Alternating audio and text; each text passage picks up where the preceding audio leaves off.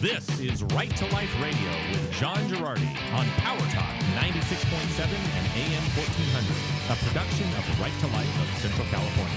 And now, here's your host. Right to Life Radio coming at you from a slightly different studio this time. It ain't easy being green, and yet here we are in front of the green wall of a different studio here at Right to Life of Central California. For those of you watching on YouTube, Jonathan and I, 6 feet That's apart right. here. Can't even touch. More or less. Thank you all so much for joining us. We're in this studio because we had a leak in the bathroom at Right to Life, and the other studio's carpet got all wet, and it's kind of gross. So we're going to wait for the carpet cleaners to come. Anyway, in the meantime, it should not affect the otherwise high production quality that we always strive to deliver every week. Absolutely should not. Anyway, thank you all so much for tuning in. This is Right to Life Radio here on Power Talk 96.7 AM 1400. Obviously, if you're listening on the radio, you can't see the studio we're in. Why am I even giving away the store in this way?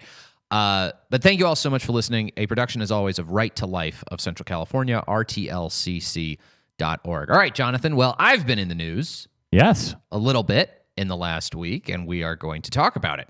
So I've talked a couple of weeks now in sly and quiet tones about coronavirus vaccines, without mentioning anything about Bishop Brennan's remarks from a couple weeks ago when he talked about coronavirus vaccines. And I wasn't talking about it too much because I was sort of getting personally involved in the story and working with Bishop Brennan and the Diocese of Fresno to write and issue a document giving ethical guidance on coronavirus vaccines. And that document is now available. If you go to our website, rtlcc.org, you can see the first blog post we have up there has a link to this document that you can look at on your own, and you can read it right there. And this document was co-produced by the Diocese of Fresno and Right to Life. And by co-produced, I mean I wrote a big chunk of it. So what does this document do? Basically, what this document does is, now this is a document that comes from a Catholic perspective. Obviously, Jonathan, Right to Life is not exclusively a Catholic organization, but we do work with Catholics a lot, and I'm going to release also a sort of generically Christian or just generically pro-life document that does the same thing. But basically what this does is it lays out the various ethical issues with some of the coronavirus vaccines that may be coming to market in the first quarter of 2021. And much of our concern is focused on what relationship these vaccines have with cells that are derived from basically cell lines. What relationship these vaccines have to cells derived from cell lines that were themselves derived from the bodies of aborted children. That's sort of the core of the question. What relationship do these coronavirus vaccines have to these fetuses who were aborted, these children who were aborted, some of them as far back as 1966? And John, it's a complicated. If it sounds complicated for us to just try to explain it, that's because it is unfortunately complicated.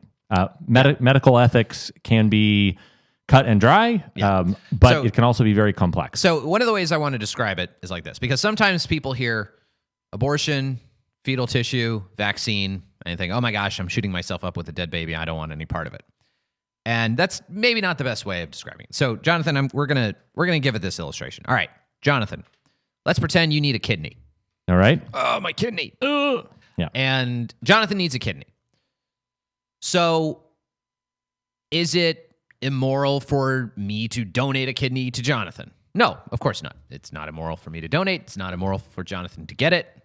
Jonathan, if you ever need a kidney, you give me a call. I'll help you out, buddy. Thank you. I appreciate that. There you go. And now, if a kidney, all right, but kidney. Don't ask for anything more. Yeah, all right. not a liver. Not a liver. Come on. All right. Not helping you move or something. Anyway. That's right. Yeah, I'll give you a kidney anytime. Don't ask me to help you move. Using, and I'm saying, obviously, a lot of people are listening. Well, this is obvious, John. The point I'm making is that using biological material from another human being and receiving that biological material for a healthcare treatment is not something that's intrinsically immoral. Okay, it's not like cannibalism or something. And I think some pro-life people, when they hear aborted baby, fetal tissue, vaccine, oh my gosh, I'm shooting myself up with a dead baby. They think of it as if there's some grave moral concern inherently with that concept, when that's not the case. Now, and if I get an organ from someone who died, I'm not saying, oh my gosh, I'm pumping myself full of dead guy. Right. This is immoral. I'm basically a cannibal here. No. Yep. Now, the morality question comes in when we ask, how did you get that kidney? Mm-hmm. All right. Now, if Jonathan needs a kidney and sends a goon squad to beat me up, drug me, and then I wake up 3 days later in an ice bath with a big scar on my stomach and one kidney missing, that was an immoral way for Jonathan to procure that kidney. Or if Jonathan murders me and takes my kidney. Okay. So his use of that kidney is immoral. If Jonathan, goes to blackmarketkidneys.com or Black Market Kidneys R Us and says, hey, I want to buy a kidney off the black market, that would be immoral of Jonathan, because obviously those are kidneys that are obtained under suspicious and immoral circumstances. So the issue with using vaccines that are developed from these cell lines, and let me just explain the nature of this. So researchers wanted to use various kinds of human tissue for the development of vaccines. And this was very hard to do to preserve them. And what they needed was tissue from younger humans. So what they did was they would get tissue from fetuses. Well, what was a source of fetal tissue? Abortion. So in between about 1966 and the mid-1970s, there were about 4 of these major cell lines that were developed from fetal tissue from 3 or 4 individual children who were aborted. Now, each one of those abortions was a tragedy. Each one of those abortions was horrible. And they took some of that tissue and that biological material, those cells, they put them in a lab environment, and those cells divided and divided and divided and divided and divided over the course, and they've been continuing to divide now for close to 50 years. Okay? So that's what we're talking about. So these are cells. This isn't anymore the body parts of that original baby who died in 1966 or 1973, whatever it was, as horrific and terrible and horrible as that was. This isn't the body parts of a dead baby. Okay. These are cells that were derived through, a gazillion cell replications over the course of, 50 years from a baby who was aborted.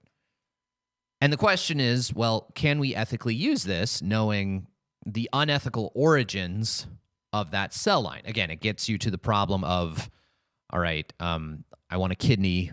Can I buy a kidney off the black market?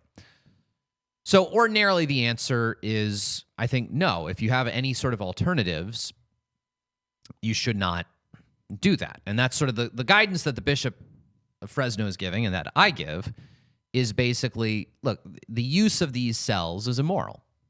Okay, the way that these cell lines were created was immoral. We shouldn't just be okay with it. We shouldn't just be complacent with it. And we should basically we shouldn't be okay and complacent with it. Mm-hmm. And if we ever have an alternative, try to get an alternative. And John, I think it's something where I think everybody should be able to agree, even if you are someone who does not have a strong ethical objection to abortion. Yeah, it's still a little like, well, that's the thing. It's like people are on this spectrum of what they think about abortion, from like pro-choice to I'm personally opposed to abortion, but I'm not gonna take. Like, if you're personally opposed to abortion, but maybe still okay with it being legal, you should be, concerned about the ethics of taking a vaccine like this. Mm-hmm. Any of you people out there who are buying, fair trade coffee, but, and I'm not saying people do this willingly. I think there's massive ignorance, lack of information about this stuff broadly. So I'm not accusing people of ill will. But there are people who would, never buy a non-organic. There are people who would never buy anything but a cage-free chicken, but who are, injecting themselves with a vaccine that's, from a cell line derived from an aborted child. So that's sort of the ordinary situation. But the question arises, okay, what if you are in a situation where you're facing a very serious illness? There are serious questions of public health where if people don't get vaccinated for this disease, that's one or more diseases that's potentially deadly, could hurt a lot of people. The only vaccine available was sourced in this unethical way. Is it impossible for us as end users who oppose the creation of of cell lines like this, who oppose ordinarily the use of these vaccines, is it permissible for us to take it? And the way the Catholic Church has basically come to the answer of, look, an end user in that scenario had nothing to do with the creation of that cell line. I mean, it's basically, I think, Jonathan, again, to take us back to the kidney scenario, yes, it's immoral of me to kill you to take your kidney. Yes, it's immoral of me to go to the black market for a kidney. But if you're in some bizarre situation where you are dying, the only kidney possibly available to you because of whatever, I don't know, you're in a war-torn country or something, the only kidney possibly available to you is one from the black market. You have no other options. You don't support the way in which that kidney was taken from someone. You don't. There's triage situations where you could agree that there might be an opportunity. Where you don't have any involvement. You're not trying to incentivize it. You make known your objection to getting kidneys in that way. Maybe there's some situation in an extreme case where you're not advocating it, but you as an end user have such a remote disconnection from the taking of that kidney that you're morally justified, that it would be morally permissible for you to use it as a sort of extreme situation. That is basically the way the church views using, as Jonathan breaks his new iPhone. Sorry. That is basically the way the Catholic Church looks at using a vaccine that is unethically sourced in that way. That there's such a disconnection between the end user and the actual creation of that vaccine. If you're consistent in opposing abortion, and if you're insistent on trying to call for better alternatives, then this could be even the language that the church uses is something like the language that the Catholic Church has used it's an extrema ratio, which is Latin for basically a last resort. So the bishop sort of updated his messaging on it to sort of reflect that, and specifically, though, he gave some factual information about some of the COVID vaccines that are out there. The bishop and I, we gave our thoughts on some of the coronavirus vaccine options that are out there. So one point of, in a limited way, good news is that the Pfizer and Moderna vaccines don't actually have this material. They don't actually use this material in their direct composition. So the Pfizer and Moderna vaccines, they don't use, it's a synthetic vaccine. It's not developed using any human biological material at all. So if you're taking that, you're not receiving any kind of cells from ultimately derived from any human. So it doesn't have any of those cells. Now, some of those cells were in a very limited way used in a one-off for testing. So there's some involvement, which isn't great. But for the most part, it's not involved with that bad stuff. The Astrazeneca vaccine, on the other hand, it is made with cells from those illicit cell lines. And for this reason, the Bishop of Fresno and I have more or less said Catholics should not use the Astrazeneca vaccine. Now, again, this was us writing for a Catholic-specific audience because the Bishop of Fresno, I wanted to collaborate with him and help him out. We're going to issue, similar moral guidance to the broader community, but this was sort of the judgment that the bishop was giving for Catholics within the Diocese of Fresno. So the AstraZeneca vaccine does have more involvement, and that's my guidance to all of you who are listening to this. Obviously, if you're listening to Right to Life Radio, you're listening to it because you care about the issue of abortion and you think that abortion's wrong. And what I'd say is examine your own situation. If you think you have a proportional reason to take a vaccine, whether you yourself are in an at-risk group, whether you're dealing with at-risk people, you're a caretaker for an older person, et cetera, whatever, maybe you work in healthcare. If you have a serious and proportional reason you discern after making known your objections to abortion, after making known your desire only to use a vaccine that has no connection to abortion, and you decide to take a vaccine, I would say as a kind of for extreme reasons, if it's very dangerous for older groups, I would say try your best. Don't try your best. I would say don't get the Astrazeneca vaccine. Don't get the Astrazeneca vaccine. Get instead the Pfizer or Moderna vaccine. All right, when we come back, we're going to talk about other issues related to vaccines. So you're going to want to stay tuned. There's more information we want to pass along to all of you, and I hope this will be an informative episode. This is Right to Life Radio on Power Talk 96.7 AM 1400. You better think, everybody. That's appropriate. Right to Life of Central California's Right to Life Radio. Thank you so much for listening as Aretha Franklin plays us in. Thank you so much, Aretha. We really appreciate it. Do you know she married a fireman? No, not a big famous person, not another singer. Just married a fireman. Wow. Aretha Franklin's so cool. Anyway, I don't know. I just find that a delightful detail about How did Franklin. I don't know. I'm gonna have to look this up. Yeah, I don't know. She's just a down-to-earth gal. She's like, hey, I like you. What do you do? I'm a fireman. I don't care. I'm Aretha Franklin. I'm just gonna marry who. I don't have to marry another celebrity. I'm big enough celebrity for both of us. Sorry, that was a mean comment about Aretha's weight. Anyway, Right to Life Radio. Thank you all so much. Okay, Jonathan, we've been talking about COVID vaccines.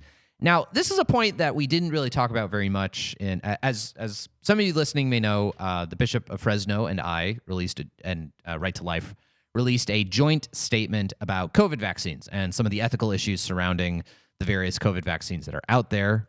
Long story short, all of them have some involvement with cells from cell lines that originated from abortion. Pfizer and Moderna have a very limited amount of involvement. AstraZeneca has a lot more.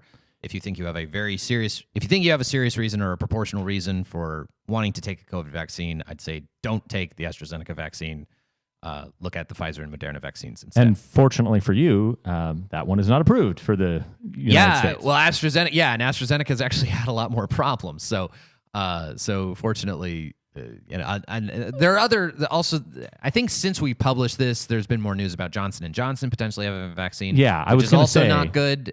Johnson & Johnson is also not good, by the way. Yeah.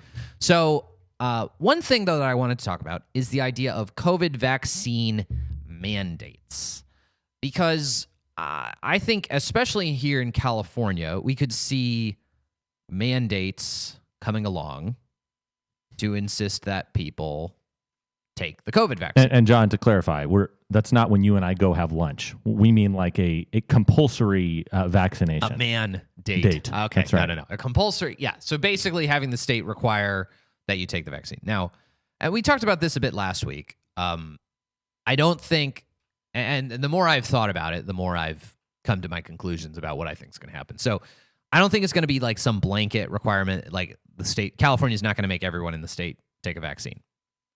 That would be too difficult to do, and frankly, there aren't enough doses for that even to be practical. I do think, though, that the state will do certain targeted requirements that if you are in X, Y, or Z group, over which we already have clear regulatory authority, then you'll have to take a vaccine. And I think the clearest group that they're going to do that with is healthcare workers, which is understandable and more fair. But here's the other group. Now, this is a topic for the John Girardi show as opposed to Right to Life Radio, which, by the way, 6 to 7 p.m. Monday through Friday, right here on Power Talk. Teachers unions in California, especially in Los Angeles Unified, have, let's just say they do not seem to be in a hurry to get back into the classrooms for in-person learning. Shocker. And this seems to be true of teachers unions throughout the country, but especially in California. And one thing you have to understand about California politics, again, this is kind of a John Girardi show thing, but California politics, you have to see them through the prism that labor unions are the most powerful entities in all of California politics. Labor unions run the roost, especially public sector unions, and The queen bee of public sector unions are the teachers' unions. So here is my fear. Because there's already a legal apparatus in place that if your kid attends public school, he or she has to get, and there's a list of vaccines. Okay? You already have to get certain vaccines just in order for your kid to attend public schools. And while that is, in theory, that's less intrusive and more fair and more specific than just California saying everyone has to get X vaccine. If you breathe in the state, if you must breathe get a in the vaccine. state. In reality, though, most parents or very many parents anyway, who send their kids to public schools don't have another option. Many parents who send their kids to public schools do so because they don't have the money to send them to private schools, and they can't get them into a charter school, or they can't get them into a charter school. Which is not to say every parent hates their public school, but you don't have a ton of options given the rules that are set up by teachers' unions, saying that your kid goes to the public school in the zone, region, whatever, where you happen to live. And my fear is that that the teachers' unions are going to make it a requirement for them to come back into in-person teaching, make it a requirement that every kid has to have a COVID vaccine. We're not coming back. And let me tell you something. Teachers' unions are negotiating from a position of strength because Governor Newsom has no desire to cross them. Yep. Okay? He is governor because they like him. Yep. Bless you. Jeez. No, well, and if you followed, again, John, being careful with our 501c3 status here as your organization and as California And I'm not Family saying that's Council. good or bad. I'm No, just saying I'm just- that's a statement of fact. Yes. That how many millions of dollars did he get from public sector unions for his election? And it's not just, let's also be honest, it's not just the money in campaign contributions. It is also the incredible amounts of labor from these unions that you see in get out the vote efforts, whether it's phone banking or precinct walking or all sorts of other things. There's so many educational employees in California. Just having all of them vote, I mean, they themselves constitute a big voting block just by themselves. And not only that, but the trickle-down effect of this, where if you have each one of those teachers, if they're teaching a classroom... Teachers and administrators. Yes, okay. Administrators are a big chunk. But in each case, if they are interfacing with not just the dozen or 2 or 3 dozen kids' families that they're immediately over, but you said administrators. If they are interfacing with hundreds, possibly thousands, maybe of students and families each month. The level of soft power that they have in just saying, it's like why does Measure A pass? Measure A passed because every Clovis Unified teacher, administrator, whatever, goes home and tells all their family, all their friends, all the students, parents, that everyone is indoctrinated to vote for Measure A, which is not a statement of right to life of Central California. It takes no position on Measure A and whether it should have passed in Clovis Unified School District, although John Girardi sure did. But anyway, that's neither here nor there. But that is what I fear. Is I don't think that would be just to mandate a COVID vaccine for every kid, given the low fatality rates from COVID for children. I just don't think, and again, the involvement of all of these COVID vaccines to some extent with cells from cell lines from aborted children, although Pfizer and Moderna is far, far less. I don't think that would be a just thing for the state of California to do. And I don't think it would be a good thing in any way, shape, or form. All right, when we return, some terrible news coming from Washington. Javier Becerra is being named by President-elect Biden, Vice President Biden, however you want to call him, to be the next Secretary of Health and Human Services. And we're going to dig into why that is a disaster next. Right to Life Radio, thank you all so much for listening. All right, Jonathan. Speaking of things that are tragic, I guess it's not tragic. This is just crappy and sad. Javier Becerra has been picked by Joe Biden. He is his pick to serve as the next Secretary of Health and Human Services. Just when you thought no one could do worse than Kathleen Sebelius, we somehow managed to get someone way worse than Kathleen Sebelius. Yep. Javier, so I just what if I told you could take someone not from the state of Kansas, but from the state of California? Yeah.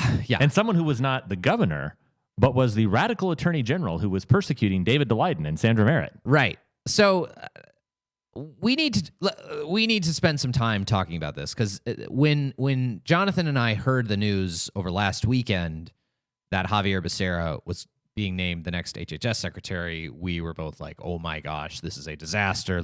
I'm not expecting, I'm not expecting Joe Biden is going to pick, someone pro-life for the Department of Health and Human Services. Biden's made no bones about his position on abortion. But I'd expect, maybe I just shouldn't have expected this, but I would have assumed at least you'd find someone with any kind of health background to be the Secretary of Health and Human Services, maybe who has done something in healthcare administration at some point in his or her life. I guess I would have expected someone who, let me just throw a name out here. I realize maybe this is a long shot, but John, has there been any healthcare official that has been kind of on the news like constantly, like 10 hours a day for the last 9 months? Well, exactly. He could have picked, Anthony Fauci to be the Secretary of Health and Human Services. Now, I don't think you and I would have loved that. No, we wouldn't have loved if Francis Collins was the new Secretary of HHS. No. But those people would at least make sense. Yeah, I mean, they're actual healthcare officials and have some, some connection to the healthcare industry at all. Javier Becerra has no prior experience in anything having to do with health and human services, okay? He was a member of Congress for a while, during which time Planned Parenthood donated to all of his campaigns. He then became the California Attorney General after Kamala Harris was elected to the U.S. Senate. And he has spent much of his time as Attorney General to the Attorney General of the state of California. Most of his time has been spent suing the Trump administration. Okay, he has filed actually 100 lawsuits against the Trump administration. When he's not suing Donald Trump, he has been suing, among others, the Little Sisters of the Poor to force them to pay for abortifacient contraception. National Review had an editorial that I think sums up really well the fact that Javier Becerra is not someone who has any experience with health. He has experience with abortion zealotry. That's what he is. He is an abortion zealot. So I want to go through a little bit of this National Review editorial. It's a good summary of. Who's this written by? Is it our friend? This is just the editorial. The editors of National Review. So from their magazine as a whole. Here's how it starts. Now that the campaign is over, what is the people's will? What is our mandate? Joe Biden asked in his November 7th victory speech. Americans have called on us to marshal the forces of decency and the forces of fairness, to marshal the forces of science and the forces of hope in the great battles of our time. It's really funny to me, Jonathan, how it's clear that Biden is using like some Obama speechwriter holdovers or people who are just trying to imitate Obama's speechifying styles. And it just sounds so much lamer in Joe Biden's mouth than it ever did in Obama's mouth. It's just my little, just my little note there. Obama was a much better public speaker than Biden is. Yes. Yeah, certainly than 78-year-old Joe Biden is. Well, as we're about to find out from the... Yeah. Given how Biden proceeded to pronounce Javier Becerra's name, how did he? It was. I think he said Xavier Becerra. Yeah, Xavier Becerra. And it was at the press conference announcing him as the HHS secretary. You think someone would have gone over with it? Okay, when you announce this guy, Mr. Biden, it's Javier. All right, Xavier, got it. No, Javier.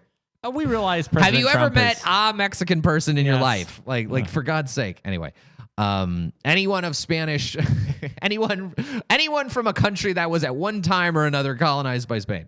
All right. Anyway, 1 month later, Biden disregarded this self-described modest mandate with his selection of California Attorney General Javier Becerra, to lead the Department of Health and Human Services. In the midst of a once-in-a-century pandemic, Biden has selected as his administration's top health official a man who has no experience marshaling the forces of science. What California's top lawyer does have is plenty of experience marshaling the forces of the state to crush religious dissenters, pro-life pregnancy counselors, and independent journalists.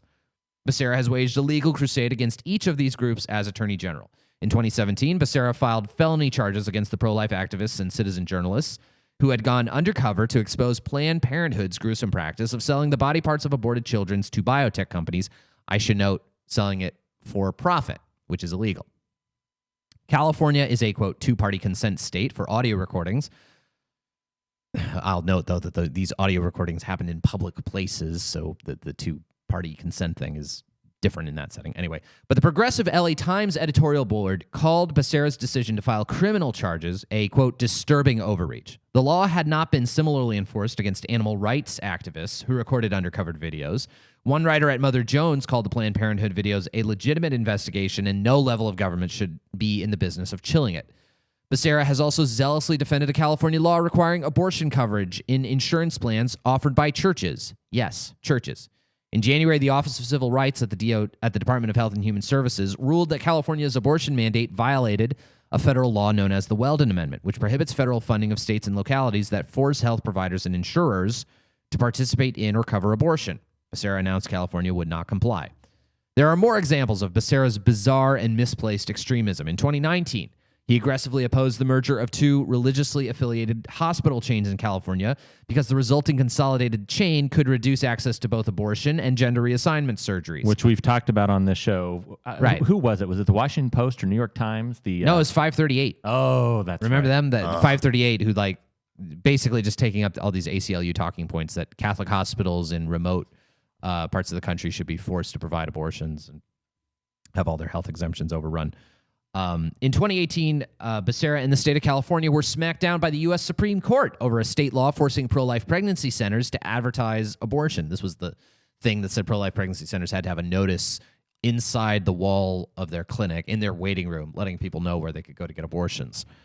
In NIFLA v. Becerra, the court ruled the law was a grotesque violation of the First Amendment. It's not always easy to disentangle Becerra's own zealotry from the radicalism of California's legislature, but Becerra's selection is a clear sign the Biden administration is tempted to use the power of the executive branch to wage a culture war that will push and exceed the limits of its constitutional authority. So the article goes on to talk about the fact that the Republicans in the Senate should fiercely oppose this nomination. This guy is not to put it mildly. And it even notes in the last paragraph, Maine Republican Senator Susan Collins, who is no conservative on social issues, has already expressed surprise that Biden nominated a health secretary who doesn't have relevant experience. In the interest of national unity and bringing the pandemic to a swift end, Collins and other moderate senators in both parties would be wise to inform Biden they intend to oppose Becerra's nomination. Control of the Senate won't be known until the January 5th runoff elections in Georgia, but Biden should withdraw Becerra's nomination and select a more reasonable and more qualified nominee, certain to hit the ground running on January 20th. Pretty hard to disagree with almost anything in that article, and it's a very good summary. Javier Becerra. What's the title of it again? This was an editorial by National Review, and it's just entitled No to Becerra. It's from December 9th. You can find it by following me on twitter.com/FresnoJohnny. That's at FresnoJohnny. A great follow if you are not there already. Yeah, so. There you go. Well, Hugh Hewitt thinks so. Anyway. Yeah, the best Andrew Actually, C. McCarthy retweets in the Fresno area. Actually, cut out the Hugh Hewitt reference, Raphael. Sorry. Oh. In post. Okay. At any rate, Javier Becerra is perhaps literally,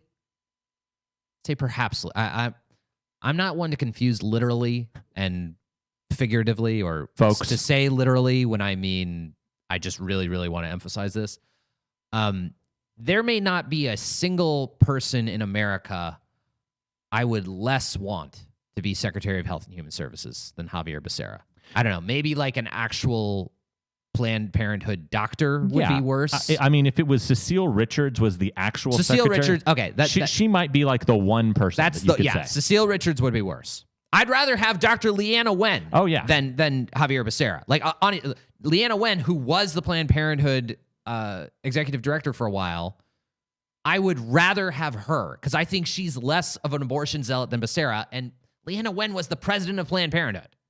I would rather have her than Javier Becerra. Mm-hmm. He is literally, okay, maybe not literally. He's literally. He is perhaps maybe in the top 10 worst possible people that Joe Biden could have possibly picked for this position. It is egregious, outrageous, in the words of Jackie Childs from Seinfeld. All right. We'll be back with more on this. We're gonna have a little recap of our Christmas dinner and auction and some more fun stuff. Maybe poking some more fun at Javier Becerra. Right after the break. This is Right to Life Radio.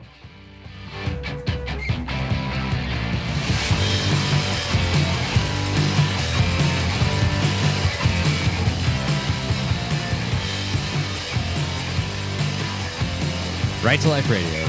John Girardi and Jonathan Kelly. That's us. Thank you so much for listening to Right to Life Radio. We're continuing to talk about Javier Becerra, whom Mr. Biden has named the incoming Secretary of Health and Human Services, pending Senate confirmation, which I hope will be withheld. I think the Senate should say no. He is terrible.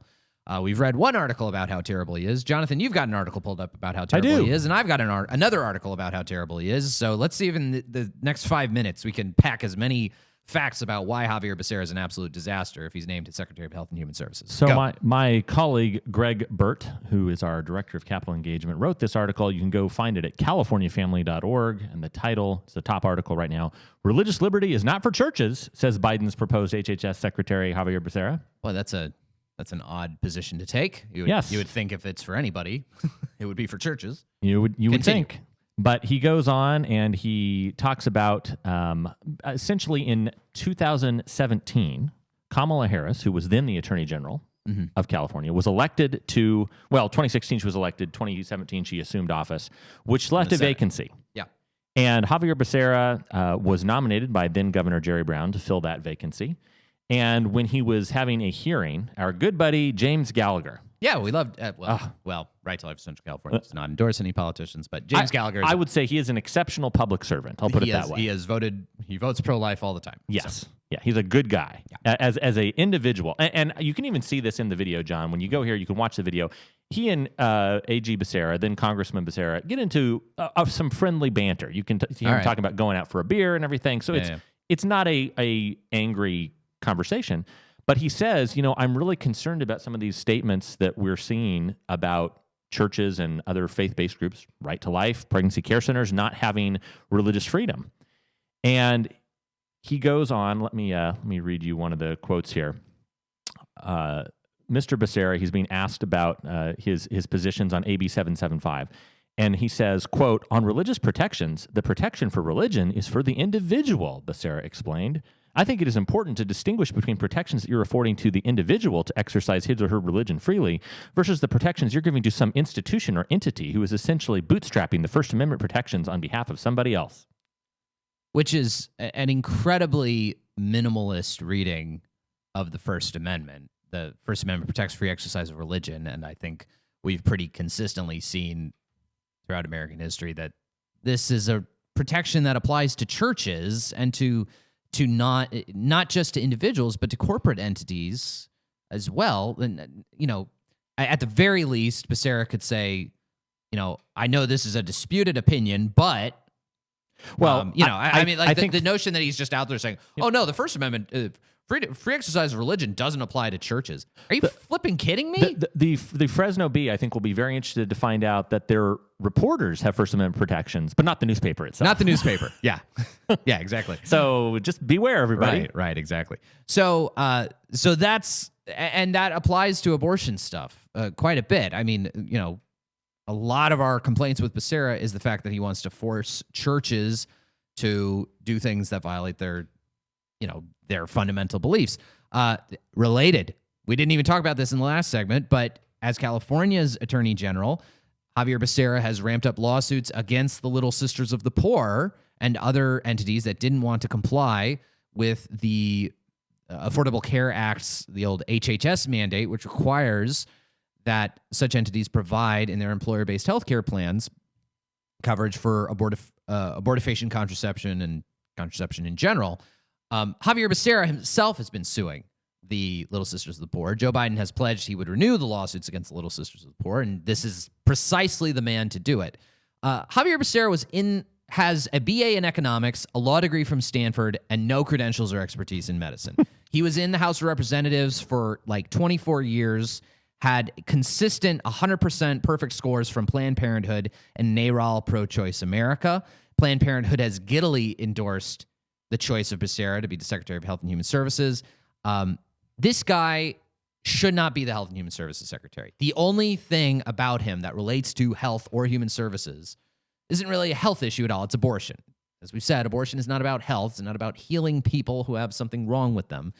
It's about ending the life of an unborn child. So, from us at Right to Life of Central California, we officially say the Senate needs to oppose Javier Becerra's confirmation as Secretary of Health and Human Services. He would be a disaster in that role. He is the worst possible person. Oh, man. Oh. We have the Godfather theme coming in here. Jeez Ooh, Louise. prescient. Just what's going to happen to... Jeez Louise. What's going to happen to Joe Biden if he walks near the top of a long flight of stairs? Just kidding. Just kidding, folks. It's a puppy that pushed him. Oh, my. His dog tripped him. hey. That dog's on the payroll of Kamala Harris. Anyway, just kidding, folks. We kid. That'll do it for us at Right to Life of Central California. We'll see you next week. God bless.